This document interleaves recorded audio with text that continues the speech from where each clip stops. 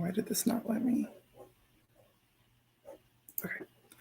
Hi, everybody. Thanks for joining us this evening. This is John with Murder by the Book. Sorry for the late start. Sean has a terrible storm in his area, so he's going to be connecting to his audio, but we won't be able to see him. So we're going to see if this works. He might cut out because of the storm, and if he does, we'll try to reschedule. We're going to try to go for this. So hi, I am John. I am the event coordinator here at Murder by the Book here in Houston. We're super excited for tonight's event. So before we get started, just wanted to mention briefly, we are open for browsing. If you haven't been into the store to visit us in a while, please come check us out. We just got some in-store events on the schedule for September, so I hope that you guys will check those out as well. We will have copies, signed copies of Razorblade Tears. We should have them hopefully early-ish next week. So if you've pre-ordered one and you're waiting on it, we will get those in the mail as soon as we get them back from Sean. They are on the way back to us. And I will drop a link in the comments if you want to order a copy if you haven't done so already. But I'm going to go ahead and get us started this evening. Let me get their bios pulled back up here. So first, I'm going to bring out Alex Segura. There we go. How are you tonight, Alex? Good. Thanks for having me. Thanks for doing this with us. So Alex Segura is the sales and is SVP Sales and Marketing at Oni Press and the author of the Star Wars Poe Dameron Freefall and the acclaimed Pete Fernandez mystery series. He has also written a number of comics, most notably the superhero noir The Black Ghost, the YA music series The Archies, and the Archies Meets collection of crossovers. A Miami native, he lives in New York with his wife and children. So we mentioned he just had The Black Ghost has just come out pretty recently, and we'll give him a chance to tell us a little bit about that in just a little bit. And as we mentioned, Sean Cosby is going to be joining us. He is going to be joining us audio-wise. I'm going to bring. How are you tonight, Sean? Hey, everybody. I hope you guys can hear me. I'm probably saving you because you don't have to see my face. I feel like we're on a newscast, and I've got you like reporting live from the storm surge. Yeah, it's Hurricane Ella, and she's mighty pissed. Is everybody safe and sound, or as good as can be, I guess? Yeah, we're all batting down the hatches here. All the doors are closed and the windows are shut. And so we're just hoping that none of the trees in our front yard decide to give up the ghost. Yeah, fingers crossed. So Sean Cosby is the Anthony Award-winning writer from Southeastern Virginia. He's a best-selling author of Blacktop Wasteland, which won the Los Angeles Times Book Prize and was a New York Times notable book. The Sun, Sentinels, and BookPage's #1 Best Mystery of the Year. A Goodreads Choice Awards Semifinalist and was named the Best of the Year by NPR, The Guardian, and the Library Journal, among others. And Razorblade Tears is his new one. When not writing, he is an avid hiker and chess player. As I mentioned, if you guys have questions for Sean or Alex, you can post those in the comments, and we will get to those in just a little bit. But Alex, I am going to pop off the screen and let you guys chat, and I will be monitoring. If Sean pops away, I'll come right back.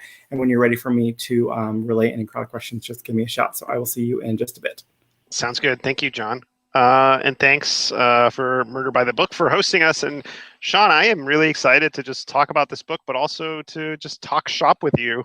I want to zoom out a little bit and just kind of get a snapshot of how you're feeling after not only the response to Razorblade Tears, which has been hugely positive, but Blacktop Wasteland as well. Like, I remember that panel we sat on at BoucherCon a couple years back. And just so much has happened since then, so much great success, and it's really a testament to your ability and the kind of stories you write. So what a wild ride it's been. Do you want to talk a little bit about it? It has been beyond my wildest dreams. It's incredibly surreal, everything that's happened. You talk about that panel. When we were on that panel, I actually wasn't going to be on the panel because I didn't have a book out yet. I had a book coming out later that year, and I was, a neophyte to all of this. And I was on there with you and Ace Act, Steph Post, and Eric Pruitt. I mean, established writers. And here I was, just this, big old hoss sitting at the end of the table. And, and, it has become the dream that I always had. And I many times stop and think that it's not really happening. Like, as the man said, if I'm dreaming, don't wake me up. Yeah, no, it's been beautiful to see and such an inspiration and so well deserved and earned. One of the things I want to talk about is just before we get into the weeds, can you just give us the big picture on Razorblade Tears for someone that's coming into this not having read Blacktop Wasteland or not really familiar with your work? Like, how would you describe the book? Oh yeah, it's a Southern noir, a rural noir crime story about two fathers, one black, one white, both ex-cons, whose gay sons who are married to each other are murdered, and so these men decide to seek revenge for their children, but also redemption for themselves because they never accepted their sons' sexuality and accepted their sons for who they were. And so it's like a lot of my writing takes place in Southeastern Virginia, home of, my home and my heart. And it's basically, I tell people, if you like stuff like Justified or Winter's Bone, you'll love my stuff. It's just got a lot of black people in it. I mean, what I loved about the book and I loved about Blacktop Wasteland is I felt transported kind of to those days, and I think you can relate to this, those days when I wasn't published, when I was just reading crime fiction as an escape. And what you do so well, kind of in the same footsteps as people like Pelicanos and Lahane, is you give us our vegetables with the dessert. We get the violence and the action and the thrills, but you get to see a glimpse of the world, this kind of raw, gritty reality that we all either don't want to look at all the time, but is there. And I'd love to hear a little bit about the genesis of this book and how it came to play and how you knew, okay, this is the one I'm going to write after Blacktop. Well, it's funny. There's two main foundational inspirations for the book, and one of them is kind of funny, and one of them is kind of serious. I'll give you the funny one. I haven't really talked about the funny one a lot in recently. So the funny part that was an inspiration. Todd Robinson, and anybody who's a crime fiction fan knows Todd Robinson or should know Todd Robinson. He's great. Yeah, former editor and publisher of Thug Lit and a great writer in his own right of the Boo and Junior series. Which also were kind of an inspiration for this, but I'll get back to that in a second. But anyway, I can see that. Yeah. Todd Robinson posted a picture of Danny Trejo and Ron Perlman on his page, and he said, "Man, I wish somebody would write a story about these cats." And I looked at that picture and I was like, "These are men of a certain age," and I started thinking about what mistakes have they made, what choices have they made, what did they do to get these scars and get these craggy recesses in their face. And that kind of was the genesis of the idea. I wanted to write about, older tough guys who aren't that tough anymore. And then what latched itself, or what I should say became an amalgamation of the story, was I had a friend, a childhood friend who's about my age, and he didn't come out to his parents as gay until he was 40 something, and it didn't go well. And I remember having a conversation with him after that over beers, a couple of beers, and he said, "Man, maybe I should have just kept it to myself. Maybe I shouldn't have told him." And I can't imagine how he felt, but I, as his friend, I felt devastated hearing that. I was like, I can't imagine what it's like to live your life afraid to be who you are, to fully embrace your own identity with the people that are supposed to love you the most. And so those two ideas kind of melded together, and that was the genesis of Razorblade Tears. I wanted to tell the story through the eyes of the people who need the story the most. And what I mean by that is I wanted to tell the story through the eyes of people who need to read the book, who need to understand, the ethos of the book, that love is love. And don't wait to try to repair broken bridges, because a lot of times you'll find that it's too late. And and so that was the genesis of the book. Yeah, and regret kind of really weighs on both of the lead characters so deeply, and it feels really genuine, just the way you kind of unfurl it. And I just want to get into a little bit of what these guys get into when they decide to seek vengeance and what that journey is like without spoiling too much.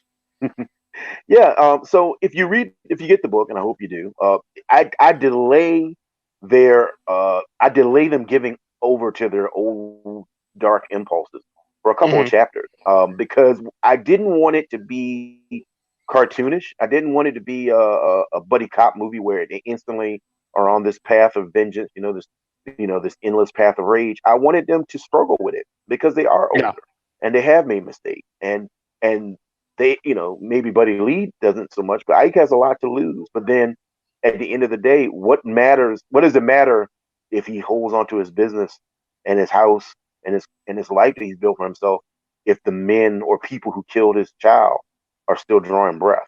And so for men like Ike and Buddy Lee, that choice is no choice. But I wanted to delay it as long as possible because I wanted to give it a sense of gravitas. And then once they get into it, I mean, I actually it's on after that. Yeah. Yeah, yeah. I don't have any children, but I have family members who are very dear to me. I have a niece who I help raise, and I I would do almost anything to protect her. And if I couldn't protect her, I'm not. I don't know. I don't know if I would sit here and say that I wouldn't do something to her, because that kind of pain, that kind of hurt, it's primordial. You know. Yeah, it's indescribable. As as a parent of two young kids, I can't fathom what that would be like. But also, there's so much to be said.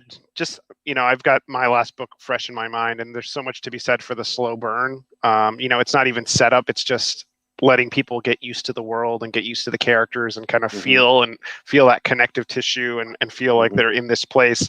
So I think you did that remarkably well. And there's a fearlessness to your writing that I really admire, that I can, and one, we chatted by phone, I think last week, and we were just kind of shooting the breeze. But one thing you said that stuck with me is you like to write in vignettes. You like to kind of poke around and see who these people are before you start, getting into the nitty gritty. Can you talk a little bit about? I don't want it to be like, what's your process? But no. Yeah, you know what I mean. I love to hear you talk about that. Anybody that follows me on social media on any of the social media platforms will see or have seen me post pictures. I'm very much visually driven, and so I will take a picture off of Pinterest or off of Google search, what have you, and I write stories about that picture. And sometimes it's with no overarching story in mind. It's something fun to do when I'm bored, when I'm, waiting in line at the DMV or something. And so but then sometimes once a story kind of starts taking hold of me, I use those stories and those vignettes as inspiration.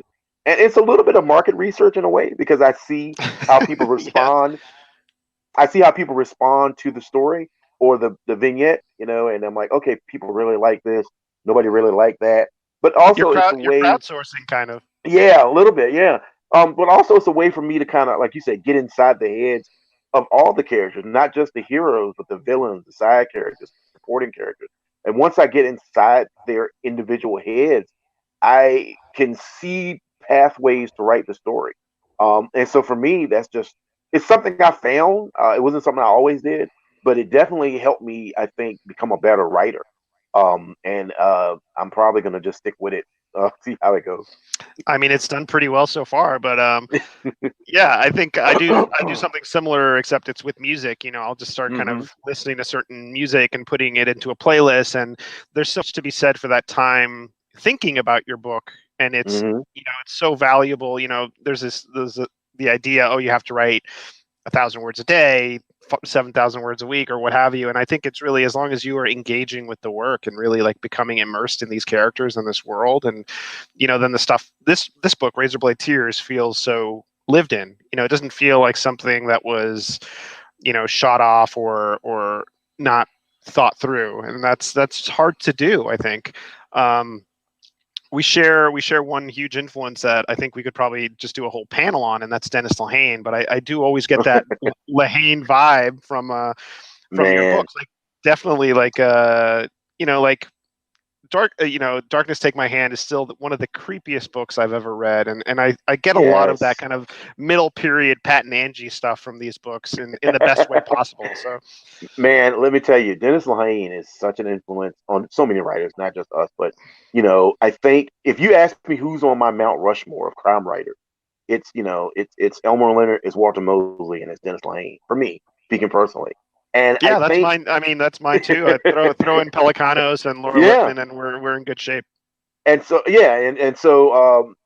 what I took from Lehane growing up, I don't say growing up, he's not that much older enough, but what I took from Lehane as a young man reading his work, because he came out early, he came out young, he burst on the scene, man. And he was in his 20s, I think. Yeah. Yeah, and what I took from him was this idea that you can take tropes of crime fiction and and if you write them in such a way, I don't want to say they transcend the genre because I find that pretentious.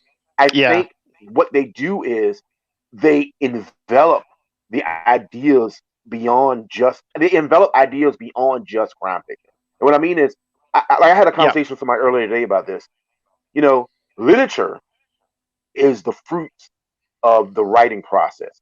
Literary is a category that really smart marketing people came up with. And so, Yeah.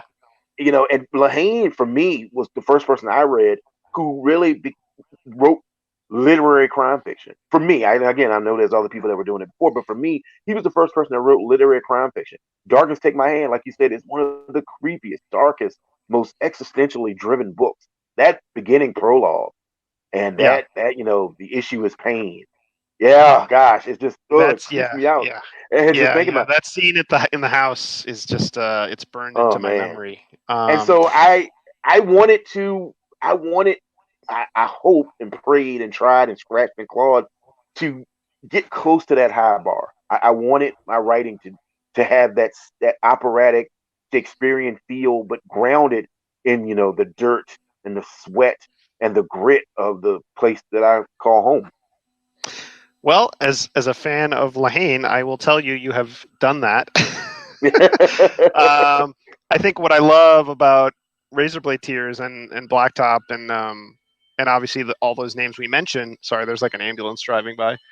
Um, New York City at its finest. But one of the things I love about your books and the books of the people we discussed is the the gray areas of life. These Mhm. feelings that some people don't always land the way they want to, or things don't always go the way you want, and it's every success is not a pure success, and every loss is Mhm. not a fatal loss. Like sometimes you're just like crawling through glass to get to the next thing. And what you said earlier about tropes, I think that's so true. The idea that you can write a love letter to the genre, which Razorblade Tears is in many ways, but you can also modernize it in the same process. Mhm. You can flip the script a little bit. Like, I don't know if you want to talk a little bit about, I mean, obviously as writers, we don't do that. We're not like, here's a trope, I'm going to flip it here. It's more, it's like instinctual, but I'd love to hear a little bit about that. Yeah, I think a huge influence on Razorblade Tears were the 60s and 70s grindhouse movies, and two in particular, the Defiant one with Sidney Poitier and Tony Curtis, and Oh yeah. Rolling Thunder with William Devane, and I want to say the first film role for Tommy Lee Jones, but I might be wrong. So if I Jen think you might be Johans was right. here, if Hmm. Jen Johans were here, she would know for sure. But Yeah. I was I wanted to take those two great films, and the tropes that exist in them, the buddy, the iconoclastic individuals who have to become buddies to survive, but also the bloody, almost splatterpunk path of revenge. And I wanted to take those tropes and then hopefully inject them with not again. Whenever I write, I'm not writing with the high-minded ideal of this is a message or this is my sermon on the mount. I just want to talk about things that I think need to be discussed. And so for me, taking that hardcore, hard-boiled, trope that exists in so many films and movies and books, and kind of just injecting the idea of prejudice and homophobia and redemption in it in a way that I hope landed realistically. Because I grew up with guys like Buddy Lee and Ike. I had people in my neighborhood, in my town, who were hard, tough men who were incapable or didn't have the tools to articulate their frailty or have the tools to be empathetic to other people's point of view. And so for me, the best way to talk about that was through a crime fiction book. Was through a book that crime fiction is that rare genre where, like you said, it's on. Yeah. Everything's on the table, and I think I don't know if there's any other genre that I could write about these characters in because the feelings that they're going through are so raw and so brutal and so deep that you got to be able to just bust somebody in the head with a shovel. I mean, not to just to clear the air. Yeah, clear yeah, your throat. exactly. But yeah, and like I was saying earlier, one of the things that's the best for me, and this is just as a fan of the genre, not only a participant, but the best crime fiction isn't just about the caper or about the crime. It's about what spotlight the story sheds on society and a place and what people are going through. And you do that really well in the story, in that we're not just getting a grindhouse adventure, even though that is part of what Razorblade Tears is, but you're also talking about some heady stuff. And I know I'm always curious about what you're going to be doing next. So have you kind of figured out what the next step is after this? Yeah. So I'm Can you working talk on about it, something. or did I just no pressure? No, you're fine. No, it's a work in progress, as we always are doing as writers, and tentatively titled "All the Sinners Bleed," and it's basically, I'll give you the elevator pitch real quick. It's Yes. about the first black sheriff in a small southern town, and on the 1 year anniversary of his election, there's a shooting at the local high school, and a beloved high school teacher is killed, and his assailant is also killed in what somewhat seems like suicide by a cop, but also maybe it was a bad shoot by this sheriff's deputy. But that sort of becomes the genesis of the story. But what the sheriff finds out is that the beloved school teacher and his assailant were a part of a trio of serial killers, and they've been using a small southern town as their dumping ground. So that's the setup, but it's also going to talk about.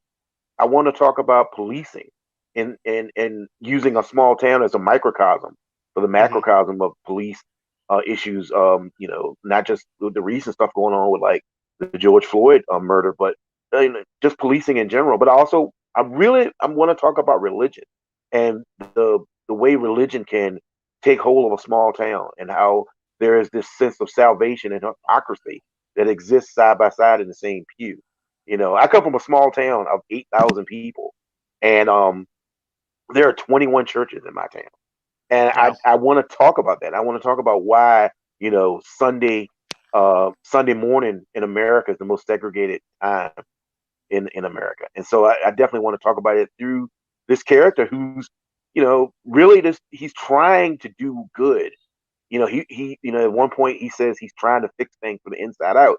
But it's like, can you fix something when the foundation is rotten and the walls are on fire?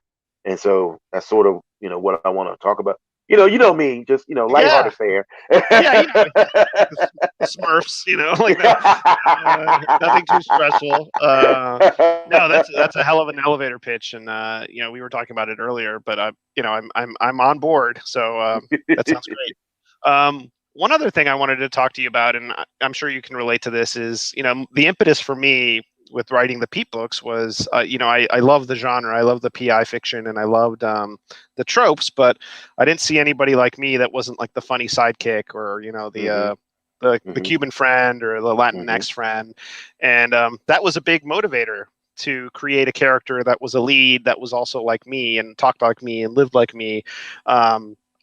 And I think it's a blessing that we're seeing so much more diversity in terms of the content and own voice stories and inclusivity. Even if you're not writing yourself, you're diversifying and things like that. But I want to talk a little bit about your journey and just, how that's felt for you, like, telling these stories and also telling stories from your own past, not fictionalized versions of your life, but, what do you pull from your own life experience that is on the page?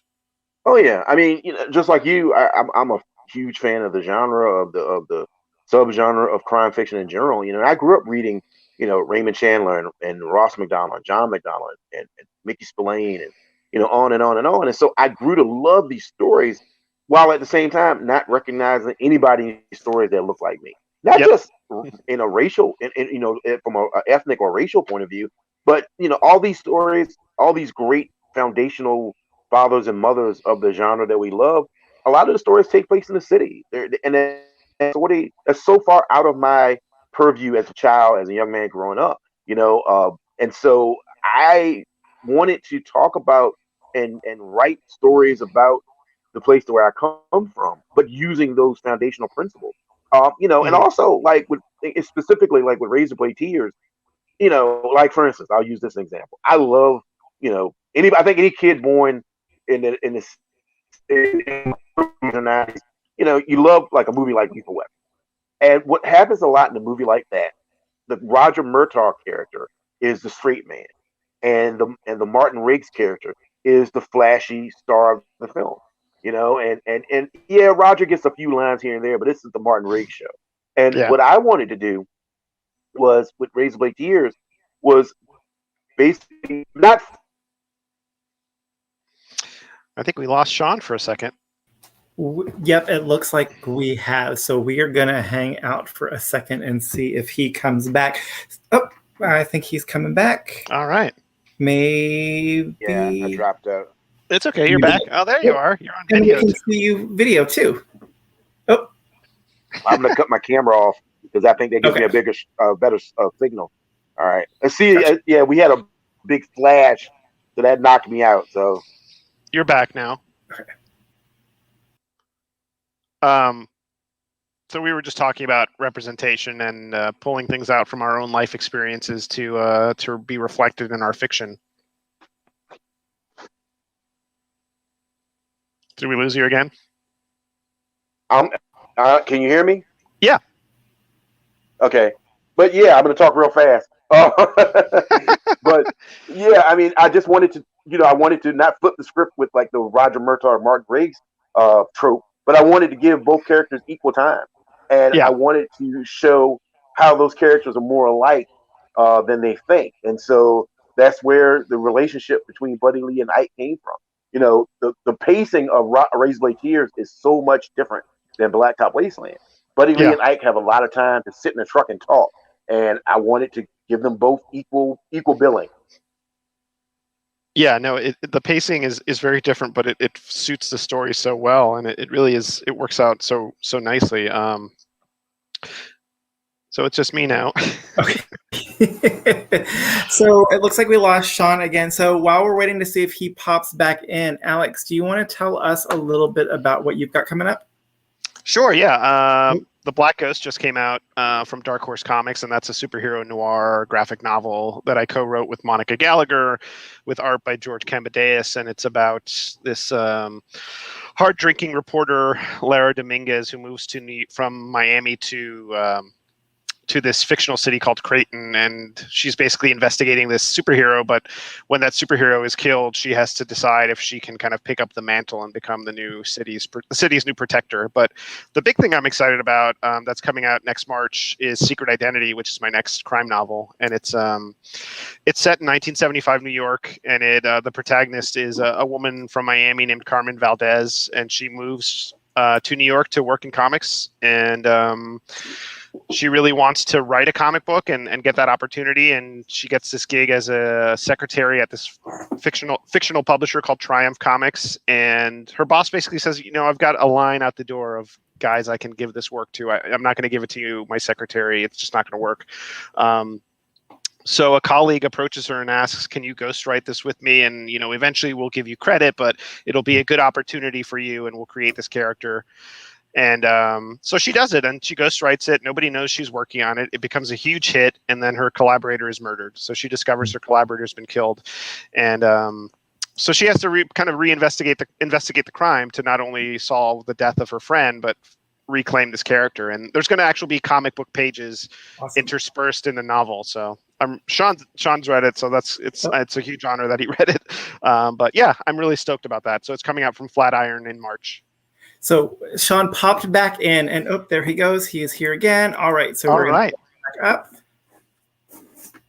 Are you there, Sean? Yeah, I'm sorry, guys. I apologize. No worries. Raging out here. I just did my promo spiel while you were in transit. Yeah. But, so what other? I think I have one more question, and then I think we can go to the Q&A session if that's fine. You're such a good advocate in the community, not only in terms of, we're both members of Crime Writers of Color and very vocal in that group, but also in terms of really advocating for other authors and speaking up about the books you're enjoying. I'd love to hear what you've been, I'm not saying this because you read my book, so you don't have to mention my book, but like other books that you've read that you've enjoyed lately. Yeah. right now, one of the books that I'm really loving is Bathhouse by PJ Vernon. Very good. Yeah. That's a really great, interesting, intense thriller. I love books that are books that I don't think I could write, and Bathhouse is a book that is so far beyond my skill level, um, that I wish everybody would read that book. It's incredible. Bathhouse is really good. I recently finished The Boatman's Daughter, a really creepy Southern Gothic supernatural. Oh. The Boatman's Daughter is good. Yeah. And so for anybody who's also curious about Bathhouse, Sean actually chatted with PJ Vernon about that last week. So it's available on the store's YouTube channel. If you want to watch that chat, there we go. He's popped back in. You there? So sorry, guys. Yeah, No I'm worries. so sorry. But yeah, I'm going to talk real fast again. The Boatman's Daughter by Andy Davison is a book that I just finished that's really good. And also Blackwood by Michael Ferris Smith. I tell you a book that I'm looking forward to, though, is Her Name is Night by Yasmin Alcindor. It's good. Yeah. It's so good. That's going to be a great espionage book with a twist. I can't wait for that to come out. So, and of course, Secret Identity, which is incredibly good. I love Secret Identity, man. It invokes that old school New York that I never got to experience. I love it. Oh, thank you. And I've been, in terms of my reading, I finished up Kelly Garrett's Like a Sister, which comes out next February, and it's a great little suspense novel. It's so poignant and heartfelt, and just Kelly is she has a great sense of humor, but I think it's a leveling up, in terms of pacing and just the dramatic effect. It's just the tension builds so well. It's I read it, a while ago, and I had to really remind myself, like, you got to give notes. It's not just reading for pleasure, but I think it's going to be one of the big books next year for sure. Oh, definitely. Kelly is a master of suspense. Yeah, she does a lot of humor, but she knows how to build a mystery in a way like a clock. And everything, she does this thing that I love, where everything in the story winnows down to this last page, last sentence, this final point, and she does it probably as well as anybody writing today. Yeah, no, it's just so precise. There's not a word wasted, which it's just impressive to see. Yeah, I can't say that. I waste a lot of words. It's like there's a lot of editing that needs to be done. There's a lot of trimming in my books too. So, should we do some questions if there are any? Yeah, so we have a couple. We won't keep you too much longer, Sean, because we appreciate you hopping back in as quickly as you have been able to. So, Sean, I know we are not like through the pandemic yet, but what has been the biggest difference in publishing a book this time last year versus this year? Being able to walk into the bookstore and see it on the shelf. I kind of just stayed in my house all last year. Even with Blacktop Wasteland, I ventured out, covered in hazmat material to go see it. and now with Razorblade Tears, I've been able to go see it. I had a little mini book signing the other day in Richmond, Virginia, and we were on the sidewalk, so we're in the open air in front of Chop Suey Books. But it was great being able to see people and realize that, like with Richmond, they're like 60-70% vaccinated. So it was really great seeing people just moving around again. Again, we're not through the pandemic, but being able to see my one of my favorite cities in my home state sort of start to poke their head back out from this darkness was great.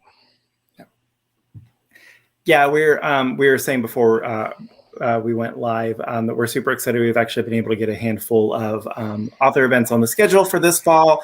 And like we were saying with Alex, we're hoping by the time his new one comes out, we'll actually be able to get him in the store. And hopefully this time next year, Sean, when your third one or the next one comes out, we'll be able to actually get you to Houston. It's been crazy because I think, Sean, this is like the 4th or 5th virtual event we've done with you. Yeah. This is old hat for you. Yeah, maybe we'll do one together in person next time. So in person, I would love it. won't even know what to do with ourselves. It's been great. It's like, we've been able to talk between the event with Walter Mosley for Blacktop Wasteland when it came out, and then I know you chatted with David Joy and you chatted with PJ Vernon. So it's been great, but it's like we haven't actually got to meet you in person, but we've gotten to do so many of these virtual things with you. So yeah, we're definitely looking forward to being able to get kind of back to some sort of kind of communal, get everybody together in a room and talk about books. Definitely. It would definitely be my pleasure. I'll probably show up with a headset on for no reason. All right. So, Sean, I'm going to let you go. I know that you were dealing with some weather stuff. Alex got a chance to talk about what he's got coming up next. So for anybody who has tuned in late, you guys can see Sean Cosby has been tuning in with some weather issues. So he was able to call in, but with bad Wi-Fi, wasn't able to do phone and audio at the same time. So we've been listening to him chat. We've been chatting with Alex Segura as well, who we're so thankful for doing this with us tonight and rolling with the punches. I also send out a big thank you to Sally Ann McCartan, who helped us get this set up. She's fantastic, and we've loved working with her. Just a reminder, if you guys ordered copies of Razorblade Tears from us, they are on the way back to us. As soon as we get them in, we will get them sent back out to you.